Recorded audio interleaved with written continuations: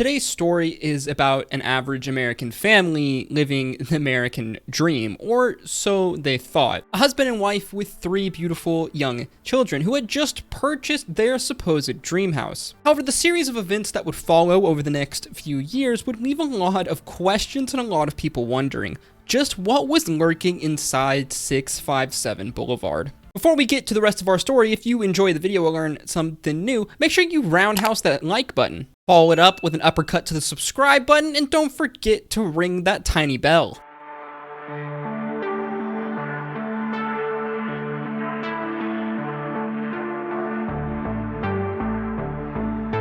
Derek and Maria Broaddus seemed like your average middle upper class family living in New Jersey. Derek Broaddus was born in Maine to a working class family. There he learned the value of hard work, eventually going to school, graduating, and getting a job with a health insurance company in New Jersey. Somewhere in his 20s, Derek and Maria would meet, falling madly in love, and eventually having 3 beautiful children some 10 years later. Derek, having put a lot of hours and hard work into this insurance firm, had slowly moved his way up the totem pole, eventually rising to vice president. Of course, with upward job mobility comes more income, so Derek and Maria decided on Derek's 40th birthday to purchase their dream home. Enter 657 Boulevard, a house in the tiny yet quaint community of Westfield, New Jersey. A town that's regarded by many as the modern-day Mayberry, you know, the little town that was in the Andy Griffith Show. It was ranked like top 30 most safest communities in the world by several publications and online magazines. Westfield, New Jersey was a real staple of upper middle-class suburb society and a bit of a status symbol. The house that Derek and Maria Broaddus purchased was worth somewhere around $350,000 to $400,000. However, they had planned on renovating this massive 6-bedroom colonial home over the next few months before they decided to move their family in. One summer night in June 2014, a couple of days after the Broadduses had purchased the house, Derek Broaddus had spent the day painting several of the rooms inside this big 6-bedroom house. It was somewhere around 9:30 p.m. and Derek decided to call it a day, as I'm sure being in that house in the summer days of June all day was probably pretty rough. He took his paint tools and his paint brushes, washed them out, gathered everything together, and proceeded to leave. He decided on his way out, though, that he would check the mail. Now, they've only owned this house for a few days, but he was sure that there was probably some bills or at least something, so might as well check it. Derek really didn't find much in the mailbox, but there was one rather strange large white envelope with the word simply "new owner" on the back. Inside was a typed letter, one that started off rather warmly and seemed to be inviting the Broadduses into the neighborhood. But as Derek kept reading, the contents of the letter became quite odd and strange. The author of our letter suddenly reveals that they and their family have some strange obsession with this house, the very nice house that Derek and Maria Broaddus have just purchased. The letter goes on to say, 657 Boulevard has been the subject of my family for decades now, and as it approaches its 110th birthday, I've been put in charge of watching and waiting for its second coming. My grandfather watched the house in the 1920s, and my father watched it in the 60s. It's now my time. Do you know the history of the house? Do you know what lies within the walls of 657 Boulevard? Why are you here? I will find out.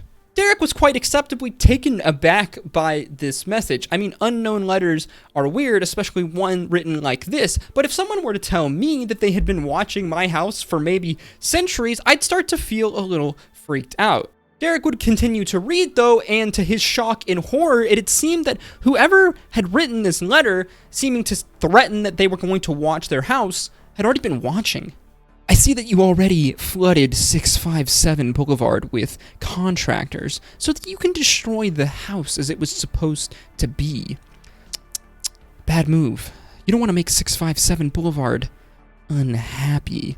The contents of the letter, if you thought this was bad already, would grow worse. As you see, Derek and Maria, a few days earlier, had brought their 3 children, ages 5, 8, and 10, to the house to see their new house that they would live in that they owned and to let them play in the front and backyards. It seems that our author of this letter had been watching. You have children. I've seen them. So far, I think there are 3 that I've counted. Are more on the way? Do you need to fill the house with the young blood I requested? Better for me. Was your old house too small for the growing family? Or was it greed to bring me your children? Once I know their names, I will call to them and draw them to me. Who am I? There are hundreds and hundreds of cars that drive by 657 Boulevard each day. Maybe I am in one. Look at all the windows you can see from 657 Boulevard. Maybe I'm in one. Look out any of the many windows in 657 Boulevard at all the people who stroll by each day. Maybe I am one. This letter will not be the last. Welcome, my friends, welcome. Let the party begin. The letter would end there, followed by an elaborate cursive signature, simply put, the Watcher. Derek would look around him, suddenly in panic. As he was reading this letter, the sun had gone down. It was now around 10 p.m. in New Jersey right now. Things were getting pretty dark, and Derek suddenly felt a strange sense of dread wash over him. Someone had been watching him and his family. They'd claimed to want to know their names, and that they were going to take his children, take the young blood, as the letter said.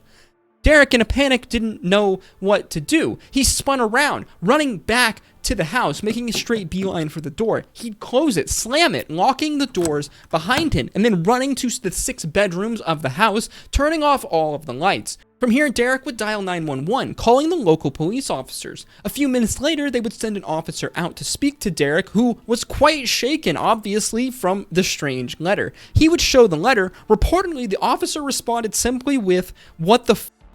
Within the next couple hours, Derek would make his way back home to his wife and children. You see, Derek and his family had not moved into 657 Boulevard yet. They were still at their own house because they had planned on doing renovations to the house, at least for a few weeks, maybe even a month, try to increase its value, make it more livable, so before they could move their family in. Once he got home, Derek informed his wife, showing her the strange letter that he had found. The two decided that though it was late, they were going to email the family that they purchased the home from, the Woods family, and ask them, hey, do you know anything about this letter? Do you know anything about the Watcher? Have you received a letter? What is going on here? The Broadduses would go to sleep later that night, not having received any correspondence back from the Woods family, Derek feeling extremely shaken about what was going on. They would wake up to see a reply from the Woods family indicating that, yes, they had actually received a letter from someone that was also maybe labeled the Watcher, shortly actually before they sold the house to the Broadduses. Though the Woods say they didn't really pay the letter much mind. They've lived in this house and in this neighborhood for 23 years now, and they haven't really encountered anything strange like this. So Andrea Woods says she simply threw the letter out. Maria Broaddus and Andrea Woods would later meet up, heading to the local police station where they would exchange stories, speaking to a detective that had been assigned to their case. This detective's name was Leonardo Lugo, who informed Maria to stop telling people about this story, especially her neighbors, as basically everyone that was in her vicinity or in the area could be considered a suspect. Basically, all of her neighbors at this point were a suspect, and possibly even Andrea Woods. The next few weeks would be one of super high alert for Maria and Derek Broaddus. Derek would cancel a work trip, not wanting to leave in case something were to happen to his family or happen at the house, as there was still constant renovations going on. They constantly had contractors coming to and from the house. As well, Maria and Derek would both make frequent trips to the house to work on the house, Maria even taking their 3 children, even after the letter, to their house several times. However, when Maria did this, she was extremely on guard, trying to keep the children in her sight at all times and yelling their names very loudly to try to get them to come with her whenever they were going to leave. At some point later on in the next week, Derek would give a tour to a couple that was one of their neighbors wanting to see the renovations that they had done inside the house. Derek reportedly would freeze and absolutely freak out when the wife of this couple would flippantly mention it was nice to have some young blood around the neighborhood. While this seemed like a figure of speech and Derek wasn't exactly worried about this couple, just the phrase young blood just struck fear inside Derek's heart, thinking back to that letter and the strange writings about Derek's children. Some 2 weeks after the first letter would arrive, Maria, leaving the house, would see another oddly shaped large envelope jutting out of their mailbox. She would promptly call the police, wanting the detective to investigate the letter and read it with her so that they actually knew that something was going on here. Someone was messing with the Broaddus family. Someone was watching them. Welcome again to your new home at 657 Boulevard. The workers have been busy, and I've been watching you unload cartfuls of your personal belongings. The dumpster's a nice touch. Have they found what's in the walls yet? In time they will.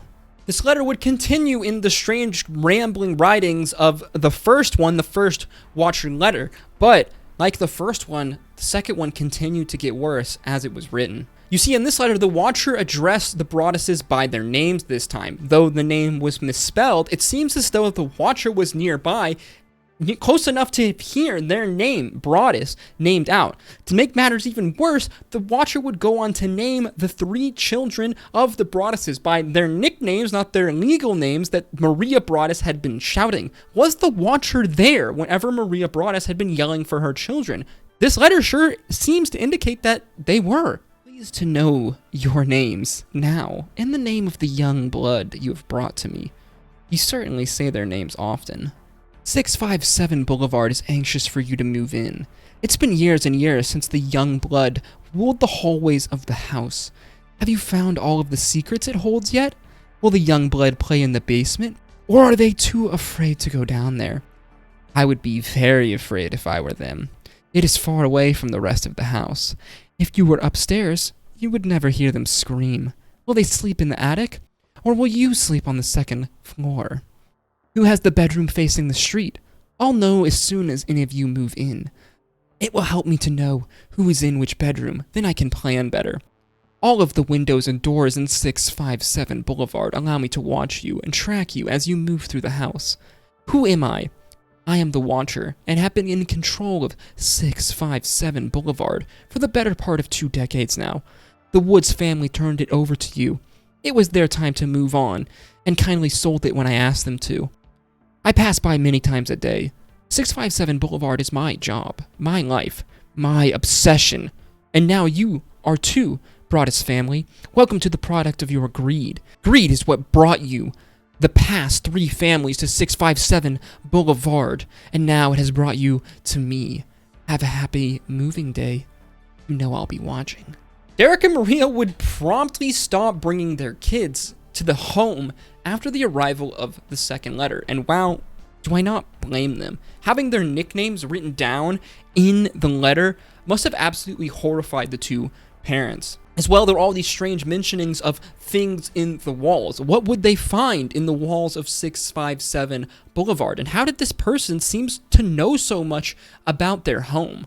A couple weeks later, they would receive a 3rd letter when still renovating the house. Where have you gone? 657 Boulevard misses you greatly, the letter would say.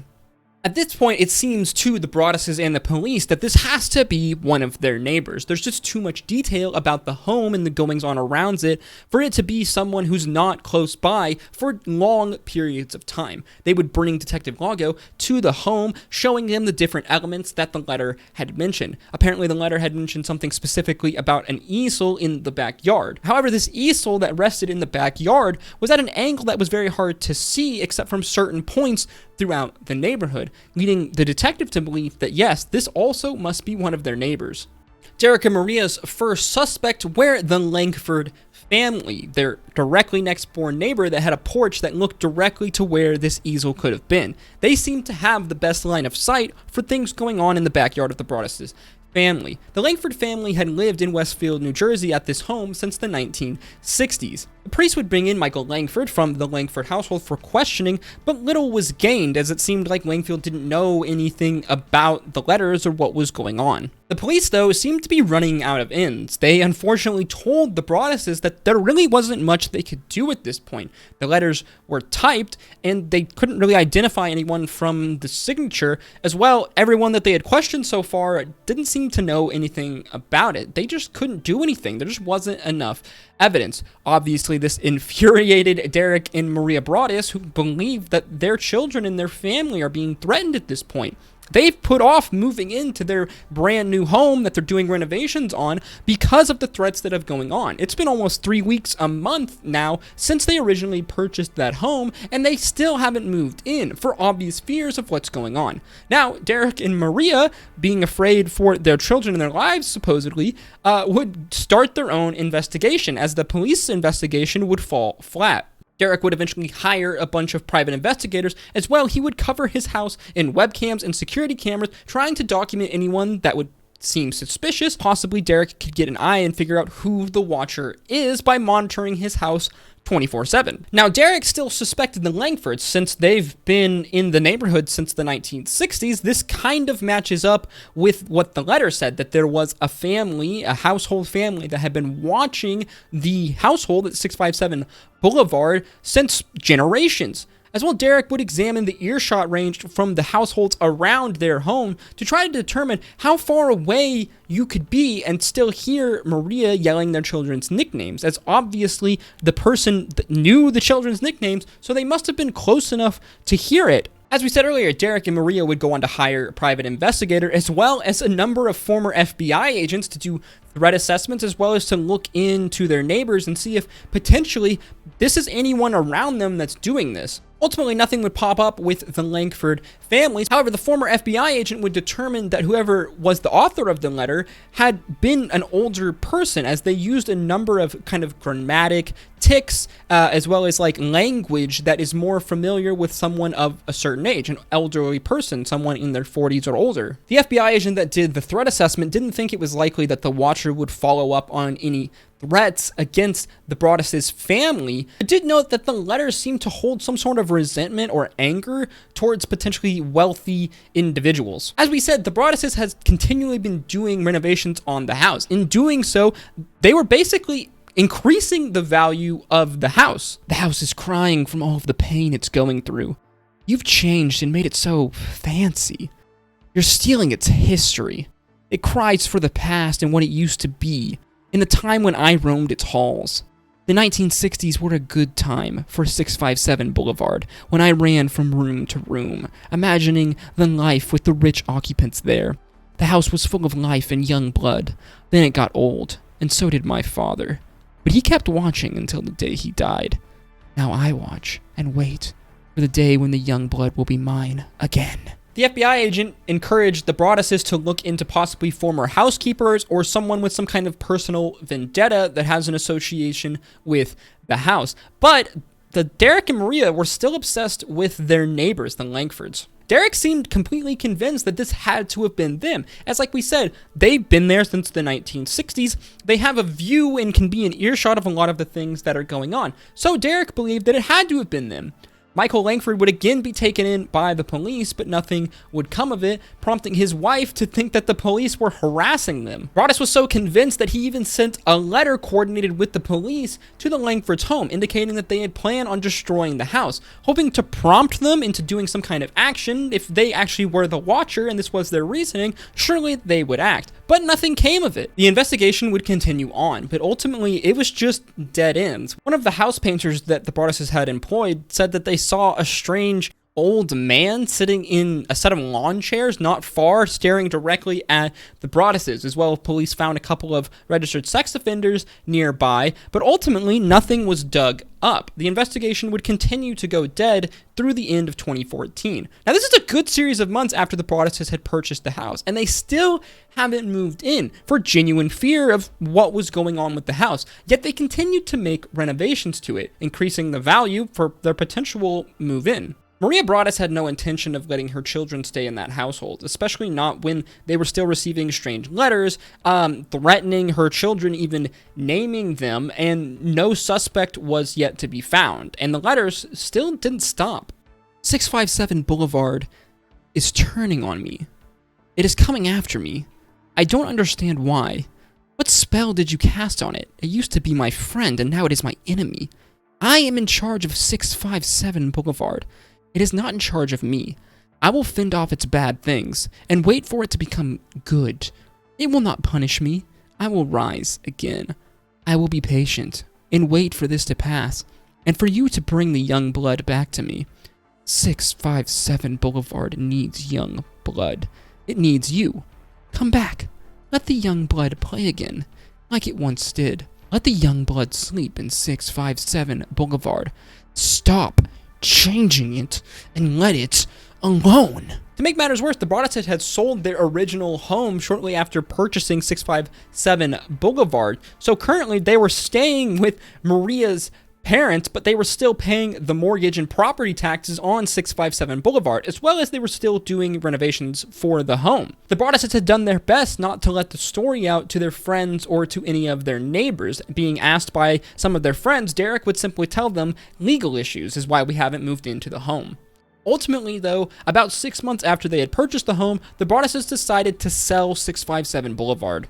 Interesting, though, this is when our story begins to get a little more weird. You see, the Broadduses decided to list the house for substantially more than they paid for. Now, this reflected a lot of the renovations that had been done to the house over the course of this 6-7 months. But it was a bit odd, as a bunch of people in the neighborhood and in the real estate industry in Westfield began to wonder why the house had sat on empty for 6 months, yet renovations had continued.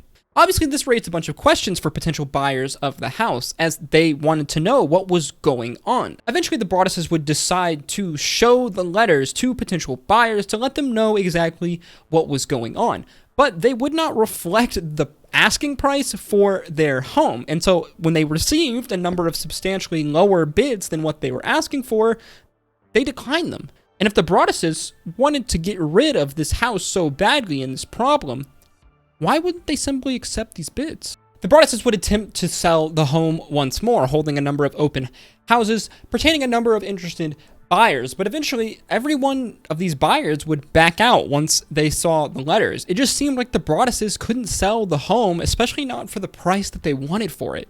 Eventually, their real estate lawyer would propose an idea: bulldoze the house and split it into 2 different lots with 2 different homes. They believed they could get up to $1 million for the lot, which it seems at this point that was ultimately what the Broadduses' goals might have been. They seemed very set on getting at least $1 million for this home. However, in order to divide the 2 lots, they would need approval from the local planning board. So this became a matter of public knowledge, as people on Facebook in the community began to comment on the Broadduses situation, ranging from vitriol and people very convinced that this is some kind of scam and these people are in over their head and making their community look bad, and people defending them, saying that no, the Broadduses are the victims here. Someone is harassing them. Someone is threatening their children. They're just normal people. Ultimately, the discussion over if this lot could be done was done publicly, with over 100 members of the community going there, many pushing back against the idea of splitting these 2 lots, as they believed that this would destroy the neighborhood as